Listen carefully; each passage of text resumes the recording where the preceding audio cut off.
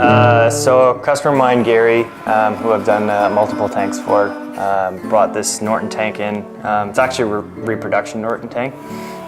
So it came in completely bare metal, you know, basically right out of the box. Yeah, so Gary actually came in because he saw another Norton tank that I actually did previously, and really liked it. He wanted to change a couple things. So he loved the color, so he put the same color on, and he actually brought in the actual Norton decals, which is what you see here, but he wanted a black outline all the way around.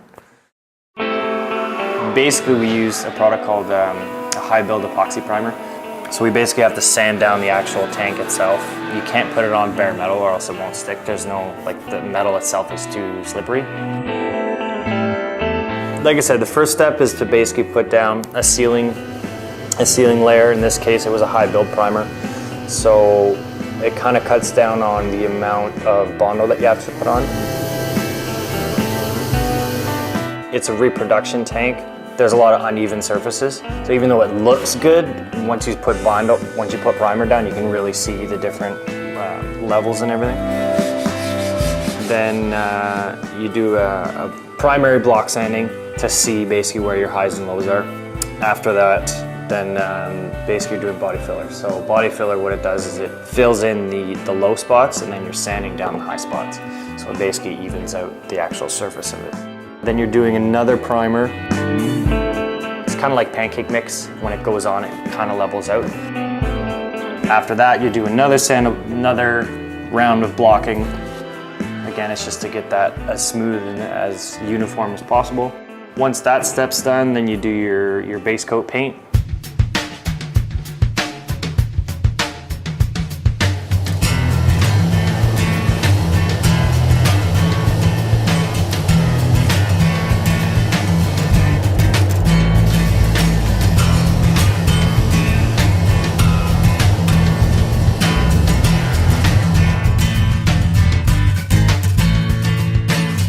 And then because I knew I was going to be doing the decals and the pinstriping after, I cleared it.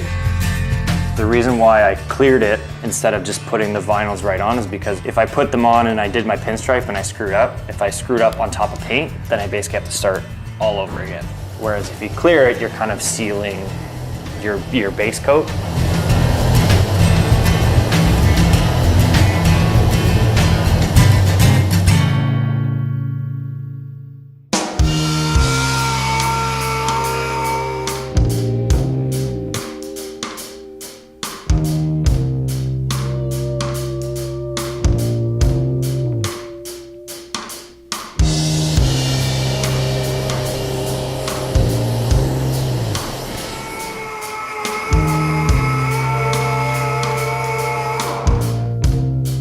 As far as the actual process goes, the most satisfying part for me would be the actual pinstriping, just because, I don't know, it's just so satisfying to sit there and draw lines. I don't know, it sounds crazy, but.